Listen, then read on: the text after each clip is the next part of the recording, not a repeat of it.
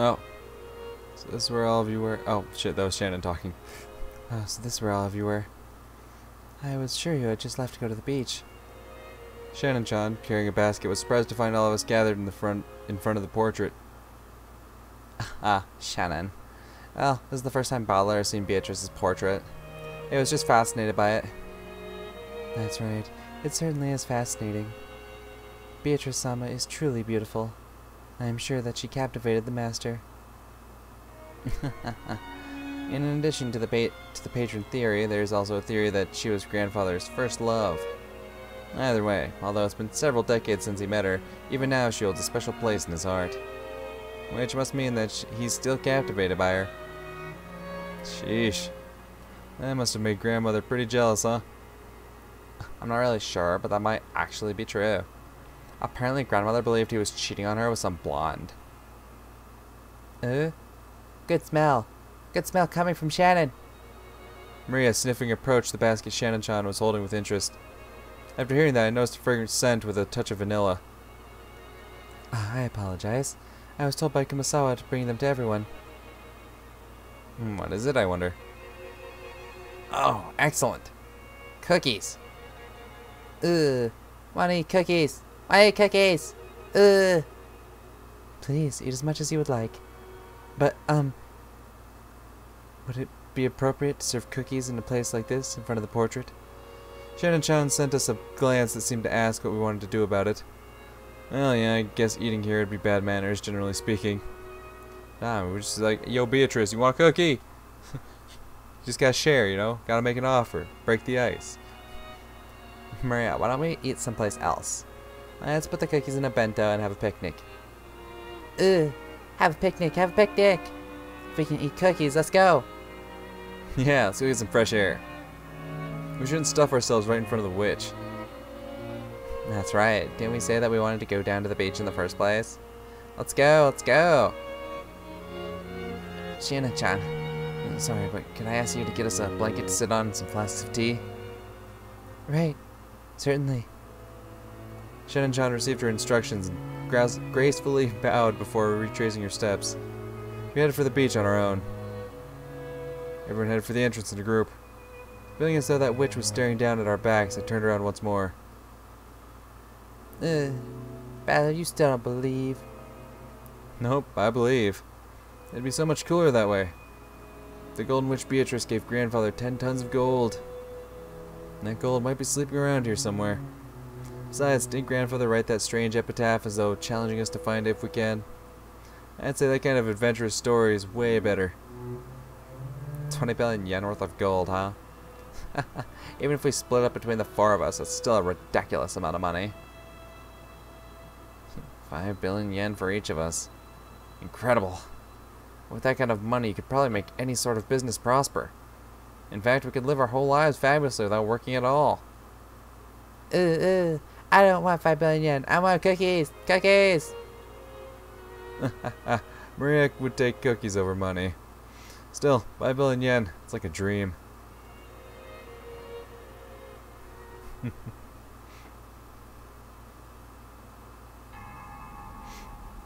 Ridiculous. It's possible that you all truly believe in Father's legend of the gold. Of course we don't believe that story about a witch giving him gold. But there's no mistake about the gold itself. The fact that Father obtained gold bars from an unknown source has been confirmed in several ways. We've heard that before the president of the Maruso company died, Father showed him a large pile of gold somewhere. Father used that man's claim as a proof that there were 10 tons worth. 10 tons worth. That's just the nonsense of a senile old man. Along with Father, he was just fabricating a story. You can't take it seriously. If that gold didn't exist, he wouldn't have been able to gather so much funding. Before the president died, he was a person with such a sincere personality that he earned the respect of many in the business world. He wouldn't have become a partner to such fraud. Aniki, the president of Maruso definitely saw it. 10 tons of it, clearly, with his own eyes. Excuse me. Even more, Dad let the president take 1 ingot at random and have it examined. The result of the examination showed that the 10-kilogram ingot was 99.99% pure. He said the Ushiromiya family crest, the one-winged eagle, was imprinted on it. Almost instantly, the Ushiromiya legend of the gold spread amongst the fixers of the business world. Gold from an unknown foundry has a poor rate of conversion into money. Thinking that it was a chance for decisive profits, they accepted it as collateral, and as a result, Father was able to receive massive loans. Is there no limit to the absurdity you're willing to accept? How old are you people? Are you still taking that nursery tale you heard as children seriously? Where is the proof that this 10 tons of gold even exists? Aren't you just parroting the lies of Father and the few close to him? Of course it's just a story. But still, Aniki, the amount of money Dad raised required a suitable amount of collateral. Even if the gold itself was just a rumor, it's an undoubtable fact that he showed them a treasure of comparable worth. It was just an illusion of money created by our penniless father. He acted as though he actually had gold that didn't exist, fooling his sponsors. It was probably the gamble of a lifetime. Luckily, his use of those funds proved successful. If the Korean War demands hadn't come and the Ushiromiya family had not been restored, Father would have probably been hounded after as the crook of the century. So are you saying the gold never existed and Father made it all up? Of course. And because of that, the illusion of gold became a mere inconvenience once he'd achieved enough success. That's why, later on, Father added all that about a witch and black magic, weakening the credibility of the entire story. In other words, he revealed that the illusion of the gold was a fabrication. If he claimed to have received the gold from a witch, no one would believe that it existed at all, right? It's also possible he said it for all your sakes. Nevertheless, here comes some stupid offspring wanting to divide up this non-existent gold along with the rest of the inheritance. Rosa, don't tell me you even believe in a fabrication like this. I can't prove whether or not Father really had the gold. I just want to claim my rightful share as one of Father's 4 children. Huh. It seems even you have started to talk that way, Rosa. I see. So that's what you're all getting at. You're trying to claim that I am attempting to keep all the gold for myself. Nissan, you've gathered a massive supply of funds. That's a fact. If we rule out the possibility that you've been embezzling Father's personal funds, then there's only one possibility left, right? Aniki, you've been thinking that you might have found those 10 tons of gold bars. Ridiculous. Such a thing never existed in the first place. Then explain yourself. Was it embezzlement of Father's assets, or Father's hidden gold? How could you have gathered so much funding if not by one of those methods? Even if I have many friends in the political and financial realms, I've earned their cooperation, nothing more. And on that matter I have no responsibility to explain myself to you. You understand, don't you? There are some topics that ought not to be spoken of. If you insist on that point, that's all well and good and for now. But Aniki, Dad doesn't have long. Nobody can ensure that he'll live to see this day next year. The inheritance process will begin at the instant of Dad's death. We'll arrange for lawyers and accountants who are all impartial to us and have them inspect Dad's financial situation. At that time, if it comes to light that you've unjustly interfered with Father's money, you understand, right? I don't have a clue what you're talking about. You're starting to make me feel as indignant as my wife was. Now, of course, Father's gold is part of Father's fortune. We understand it's money you can't reveal openly. But the 4 siblings should have an equal right to it. In other words, we're going to have your financial situation investigated, as well as Dad's, to determine whether you're hoarding the gold or not. Isn't this a great opportunity? Right now, prove the existence of your so-called support from friends and acquaintances. That way we can sportingly apologize for foolishly doubting you. Right, Rosa? That's right. Krauss Nissan, you're the one who's dodging the issue. If you were guiltless, you could just prove that you were in the right, but you aren't even trying to do so. However, Aniki, we still have to consider your position here. As Dad's representative, you're probably bearing a larger share of the burden than we are. We've been living terribly relaxed lives until now, so it wouldn't be fair for the rest of us to complain without taking your efforts into account. Huh. It seems you cannot make up your mind whether to flatter me or slander me.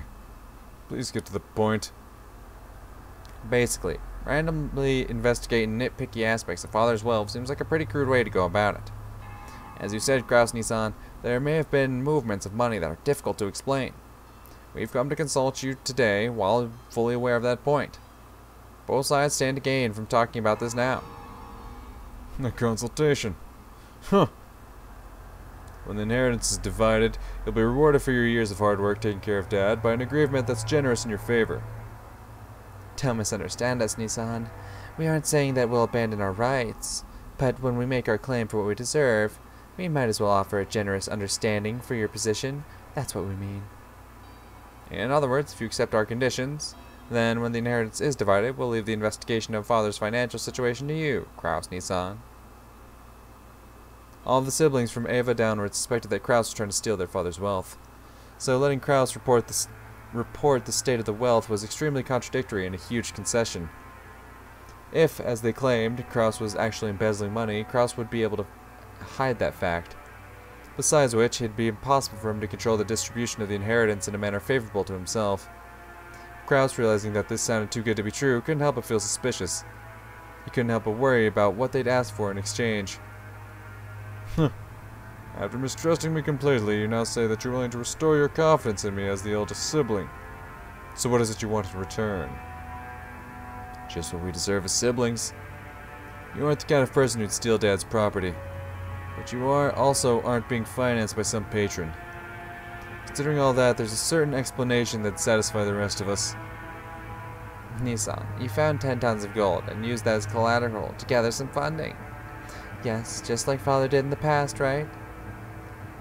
If that's the case, there won't be any funny business in Father's finances. You've always been a good son looking after Father. Why do we mistrust a person like that?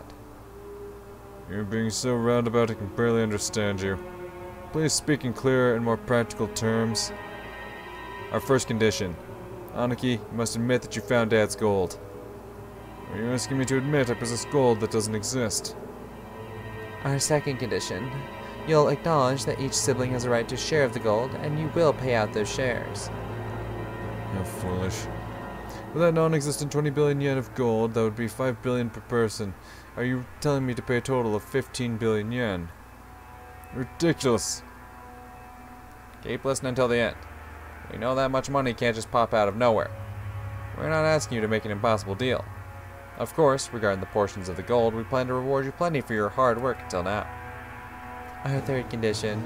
The portion of the gold to the one bearing the title of successor to Ushirome to the one bearing the title of successor to the Ushirome head family will be 50%. The remainder will be considered the fair share of the siblings and divided up. Of course, this also includes you, Krauss Nissan. Of the 20 billion yen, 12.5 will go to Aniki. 2.5 billion will go to Eva Nissan. 2.5 billion will go to me, and 2.5 will go to Rosa. That division scheme makes me so grateful I could cry. So you're saying for the sake of the gold that doesn't exist, I must pay you 7.5 billion yen. What's wrong? Nissan, your share is 5 times the size of ours. These are such good terms, I'd be jumping for joy. Our fourth condition. The gold will be liquidated and distributed along with the inheritance at the time of Father's death. However, as deposit, 10% of our portions are to be paid to us promptly. These payments must be made before March of next year. What do you think, Krauss Nissan? This is an ideal chance for you to restore the trust regarding your handling of Father's assets, isn't it? Of course, it might be impossible to get a whole 7.5 billion before Father dies, but it should be possible for you to manage a deposit of 750 million, right? Paying 700 million in half a year might sound like a pain, but you should be able to manage it, what with all your friends in the political and business spheres.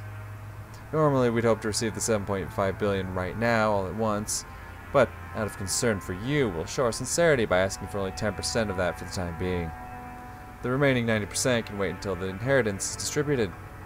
See, even you'd be capable of managing a mere 10% to show your sincerity. So you're trying to sell me the right to assess Father's financial situation for 750 million yen. How impressive. You all certainly have grown. To think that I'm the one being offered deals. Nissan, if you accept these terms, the rest of us siblings will leave the investigation of Father's assets to you. However, the results of that investigation will be subject to scrutiny. It's only natural, right? We'd be so sad if we managed things so that our 7.5 billion shares shrank. We'll avoid complaining as a general rule. Just make sure you do it neat and tidy. As long as you don't try anything that's blatantly obvious, we've got no intention of stirring things up. We want our inheritance quickly, too. We don't want it to get all drawn out and left hanging. If a complaint is made, we would carry out the follow-up investigation. You don't mind if it's you? This is probably the first and last chance for siblings to reach a consensus. I believe it won't come to that. Looks like even you can speak up now then, Rosa. By this point, it's obvious that Krauss wasn't at all trusted as the oldest sibling, so there's no need to go into detail. The formerly tyrannical oldest brother had always abused his privileges and violated the other siblings' shares. It was in response to this that the other three, now adults, were finally teaming up and striking back for the first time. Sorry, but there's more. Our fifth condition. This decision must take precedence over Father's will. Later on, we don't want some will to appear and make this decision completely irrelevant. I see that you're very cautious. Then let me ask, if the gold really were found, what would you do?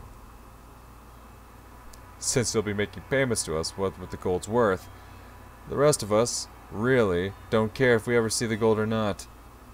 You can think of our share as an advance payment. It's good to have dreams, isn't it? You plan to turn this island into a resort, right? You might stumble upon the gold by chance during construction. Eva let out a high-pitched laugh. Krauss watched but didn't even flinch. Let me add a seventh condition before I accept. In the situation that any sibling other than myself finds the gold, they will immediately turn it over to me. Yes, of course. We'll hold on to it for you. It was a play on words. Of course, the others, who were forcing Krauss to pay money for some non-existent gold, wouldn't save Krauss his portion if they actually found it. From the beginning, this deal had been nothing more than a threat directed at Krauss. Regardless of the actual facts, it was still extremely likely that Krauss was embezzling his father's assets. When Kinzo faced death at last and had his inheritance distributed, some unpleasant facts would surely come to light. That could easily become fatal to Krauss. The others had spotted this weak point and were threatening their brother under the veil of compromise, trying to wring a huge sum of money out of him. However, they had forgotten one thing. They'd forgotten that their brother's brain moved so swiftly, at least when it came to cunning and guile, that they'd been forced to band together to combat him. While Eva couldn't stop smiling, sure of her victory, Krauss let out a gloating laugh to show how relaxed he was. This all makes for such a touching story. My estrangement from you all has left a deep pain in my heart. If accepting these conditions means we siblings can become friends again, it would please me to no end. I'd be happy to agree to your deal. Rejoice, Rosa. We've reached an understanding. Rosa's expression dimmed. It was never a good sign when her brother started talking like this. Eva also keenly picked up on this. That's why she was unable to wipe away a sense of unease, even though Krauss had obediently accepted the deal. My, how obedient of you. It's not like you at all, Krauss Nissan. What a cruel thing to say. Are you implying I have some ulterior motive? Of course I don't. I'm just the same as all of you. Just the same as all of you. He seemed to emphasize that one part. The color of Rudolph's face darkened. To him it sounded as though Krauss was saying, I have a plan similar to yours. So Rudolph panicked. He rushed to bring this nearly resolved discussion to a conclusion. Then we're good. So Aniki, would you mind signing here? This is a written contract summarizing the discussion we've just been having. There's one for each of us. Everyone will sign for the same contents. Rudolph took 4 written contracts out of his breast pocket that had the details of their deal written on them. The 7th condition you proposed will, of course, be added right now. Don't worry about that. Aniki, need a pen. Rudolph took a fountain pen out of his breast pocket and offered it to Krauss. Krauss made as if to accept it, but then, with a small laugh, he drew back his hand without taking it and spoke. Actually, in order to ensure that this agreement is properly executed, I'd like to propose an amendment on just one point. As soon as Krauss said that single sentence, All of the siblings felt as though something ominous was creeping up their backs at the same time. That won't do. We've already decided, haven't we? Just stay quiet and sign it. Why are you in such a hurry, Ava? Of course I'll sign. I promise the share of the gold going to all of you will be 7.5 billion yen. I also promise that when father's inheritance is distributed, I will cleanly and neatly liquidate it. However, there is one point that I simply must insist that you compromise on. What are you talking about? What don't you like? The part about promptly paying 10% of your share, 750 million yen. As you pointed out, my financial situation is far from prosperous. While I can guarantee that I will collect on various future investments, I must admit that I am quite poor at the present moment. In short, I have absolutely no money that I can move around right now. I am incompetent, my business sense is dull. Since I am the loser you all claim me to be, I don't have the power to move 750 million yen in just half of a year. That can't be true. Are you trying to deceive us with such a half-baked trick? At the time of the division of the inheritance, I will liquidate everything at once. Remove the condition that I must pay you 10% in advance. That is the only condition under which I am willing to sign. Krauss-san, that 10% is nothing more than a number to measure your sincerity, isn't it? All things being equal, you shouldn't have any room to negotiate at all. We're doing you a huge favor by offering to let things slide for just 10% in good faith money. Now that we've explained that, you rejecting our offer would seriously damage our trust and relationship, right? Hideyoshi had a humble expression on his face and was rubbing his hands together. But his eyes weren't calm at all. Krauss had already seen through to the shadow in the depths of those eyes. Why are you all in such a rush? Or could it be that you're afraid of something? Rosa, won't you tell me alone? Secretly, so the rest of the siblings can't hear. It's not as though I... Quit it, Aniki.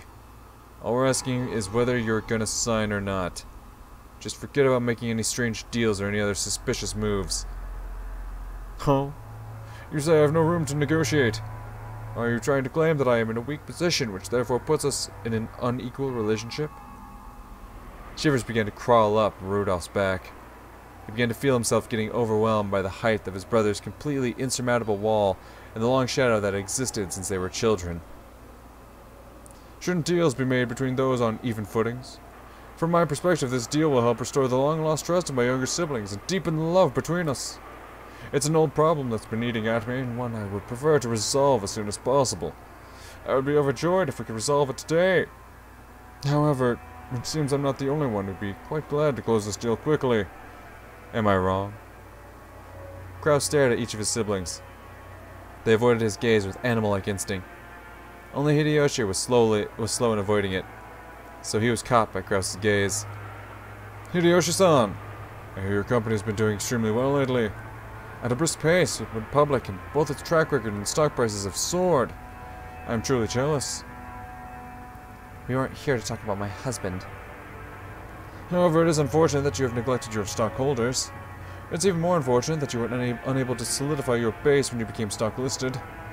Before you realized it, some bad-natured colleagues of yours had bought up a huge share of your company's stock, right? How could you know about that? The same way you knew about me. If it's possible to collect evidence proving that no one would offer a loan to me, then it's possible to collect evidence on you. Is it really so unexpected as that? Krauss grinned broadly. In contrast, Hideyoshi's face was rapidly turning pale. Hideyoshi's company was a restaurant chain management company that he'd started from nothing. Thanks to Hideyoshi's management efforts, the company had achieved success repeatedly, expanding its range, and a petition to make it a stock-listed company had recently succeeded. The greatest advantage of being in the stock-holding system is that you can sell stock certificates and gain a large amount of financing. That amount tends to be far greater than a business's normal profits. So this is an extremely effective way to gather massive funds to expand a business even further. However, in exchange for financing the company, the stockholders gain certain rights. They are given rights that allow them to observe and guide the company they've invested in, leading to profits even greater than their original investments. This right is guaranteed to the stockholders, and they sometimes use it to dismiss ineffectual management. They are right allows them to keep an eye on management and prevent the money they've invested in the company from going waste. However, if they use it forcibly, they can eject the former management and take over the company. After all, dismissing management and nominating new management are powers held by the general body of all shareholders. That power is determined by the majority decision of stockholders. And people who hold more stock get to cast more votes. In other words, if some person or group holds a majority of the stock, they can freely chase out the old management and make the president anyone they'd like. If they want, it's also possible for them to make themselves president. Most companies take various defensive measures to stop malicious people from buying up their stock and threatening their position, like ensuring that lots of stock is bought by those close to them, such as company employees. However, Hideyoshi's company had only recently become stock listed, and he hadn't had time to strengthen those defensive measures. Or maybe Hideyoshi was so engrossed in the management of his company that he couldn't properly understand the dangers of being stock listed. It's hard to say whether he should be viewed as a kind-hearted manager immersed in the work of management, or a foolish manager who had his feet swept out from under him. In other words, there existed some people who wouldn't let him get away with that naivety unscathed. They began repeatedly buying up stock in Hideyoshi's company, rapidly gaining such strength that they couldn't be ignored. They then sent anonymous documents to the shareholders in an attempt to gain control of a majority. The documents read, "The current management continues to make pointless investments and is ignoring the needs of the stockholders. Let us force the current management to retire, cut the current wasted investments, and let this company be born again as one that gives more back to the stockholders." It's very difficult to make the actual state of a company's management known. The fruits of Hideyoshi's sleepless nights and constant concern for his company were cruelly distorted, and he lost trust of his stockholders. Thanks to these efforts, the group had almost collected a majority of the company's stock. At that point, even Hideyoshi noticed and started to buy back the stock, but the stockholders realized that the company was undergoing an acquisition maneuver, and each demanded a ridiculous price for the shares that Hideyoshi was trying to buy back. They continually tortured Hideyoshi, who had no leeway in the negotiation of the price. One of the certainties of capitalism is that the price will rise when two parties vie for the same thing. And one of the certainties of democracy is that the majority controls everything. So in the end, whoever manages to buy up the most stock wins. Put another way, whoever has the most money wins. Unless Hideyoshi could obtain a large sum of money at this critical time, he could easily lose all he had built so far. Therefore, more than anything else, he wanted a lot of money right now. He couldn't wait for the division of Kinzo's inheritance, since no one knew when he would die. And you, Rudolph, have been in quite a lot of trouble lately too, haven't you? You always hear people say it's terrifying overseas, but it seems it really is true. American trials are settled quite emotionally. They never hand down generous judgments to foreigners. Weren't you advised by your lawyer that making a settlement with the other party would be more economical in the long run? What's this all about? Well, it's just some trouble from work. No big deal. Nothing you can't settle with money. Kyra immediately guessed the meaning behind the subtle expression on Rudolph's face. Her husband had gotten wrapped up in some kind of trouble without her knowledge, and had been worrying over it alone. That's right. In this world, anything can be settled with money. After all, it can even buy back the broken bonds between siblings. America is very fussy about the violation of rights. But with money, anything can be settled. Long live capitalism. Though, rumor has it that the settlement money could be as high as several $1 million. Rudolph had been building a large amount of wealth with a certain type of niche industry. However, a niche is a niche. It definitely wasn't a business exposed to the light of day. An American corporate giant was trying to accuse Rudolph's company of violating their rights. For various reasons, it was thought that victory for Rudolph in this trial would be extremely unlikely. He was being forced into an all-out surrender. But even so, there was a way for this to be resolved with money. If he could just pay that money, it might still be painful, but he could be able to pick himself back up. But if he didn't pay, he'd lose everything. Therefore, more than anything else, he wanted a lot of money right now. Rosa, you're a good, noble little sister. You wouldn't get yourself involved in a dangerous money game. However, your soft-hearted nature has brought you trouble, hasn't it? In my opinion, being a co-signer for anything isn't something one should enter into lightly. That's none of your business, Krauss-san. Rosa uncharacteristically laid bare her emotions and yelled. After all, no one was supposed to know that. As Krauss watched, he let slip a muffled laugh. Without exception, every one of them, more than anything else, wanted a lot of money right now. In other words, the situation had been reversed. After all, the person the younger siblings were threatening was the only one who had no urgent need for a large sum of money. The other three, however, wanted a lot of money quickly, no matter the costs. In other words, the longer it took to establish this deal, the better position Krauss would be in. Krauss was extremely sly. He had known of their Achilles' heel from the beginning. Even so, he had not been certain. Therefore, he had hidden his knowledge until the very end, striking back only after analyzing their attitudes. If it were possible, I would like nothing more than to raise some money for my adorable siblings in their time of need. But unfortunately, I have nothing on hand. If you know of any sponsors that might be able to raise a whole $750 million, I suggest you try there first. Krauss's elated words were so obviously detached from what he actually felt. The other siblings could do nothing more than listen, grinding their teeth. If they could think of a sponsor that convenient, they wouldn't have kept up this charade. They had entered this huge battle specifically because they had exhausted all other options. However, if you do insist on relying on your big brother, I wouldn't mind using my influence to help you find such a sponsor. Oh wait, I do believe you said that I have no influence. Well then, I'm afraid I won't be of much help to you. Krauss's low, gloating laugh began to fill the parlor. The younger siblings, who had been driving the oldest brother into a corner until a moment ago, could do nothing more than grimace and grind their teeth. Ava. Don't make me laugh. As if I'd ever put myself in your debt. Don't make me laugh. Don't make me laugh. If we relied on you, how exactly would you help us? I told you, didn't I? All I can do is find other sponsors for you. Of course I will negotiate for the highest interest rate possible. Damn you.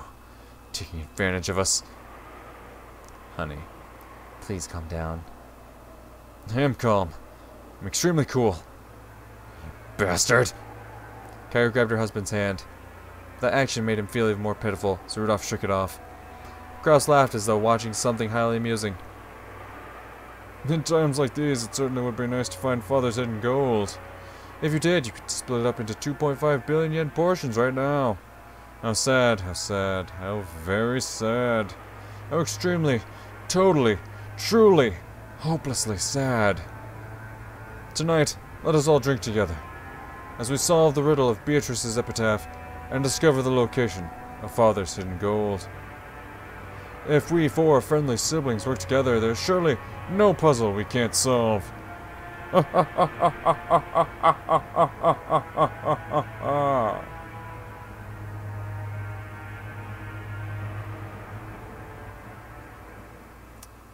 God damn. Okay. That was some intense shit. We're back to old man. Alright. Holy shit. Damn, the fucking big turnaround at the end there, like, okay, like you fully expected it, but just, damn, okay. Alright, but, that is where I'm going to, that is where I'm going to end this one here for today. I've greatly enjoyed it. This is all the menu sounds being fucking glass breaking and shit. But that is where I'm gonna end this one. I'm into it. Like, I know we've only scratched the surface, and that kinda scares me with how long this fucking series is gonna run. I'm not gonna lie. We're still in episode 1, and I am like a little over 5 hours deep. Alright, let me check my timer real quick. Yeah, a little over 5 hours. And we're still not finished with episode 1. There's still 3 more just in the question arcs alone. And then there's, like, I think another 4 in the answer arcs. I don't know if what's shorter, what's longer, I don't know. But if we're keeping up at this pace, chances are we're going to be here for a while. But I'm into it. I'm definitely into it. I've really liked all the characters that have been set in front of us. Maria's my favorite so far. I love Maria. She's a little homie, alright, and I love her. I'll kill anyone that comes near Maria. I swear to God, if anything happens to Maria, I'm gonna be so fucking pissed. Maria fucking rules. I love her just general enthusiasm. It's for everything, and like it seems, oh my god, I'm stumbling all over the place. It seems like she's going to end up playing a bigger role in the story with her obsession for witches and whatnot. But yeah, like I said, got this one here. It's either going to be a quick jump cut or a new video, but regardless, I'll see you guys in the next recording session. Until then, peace.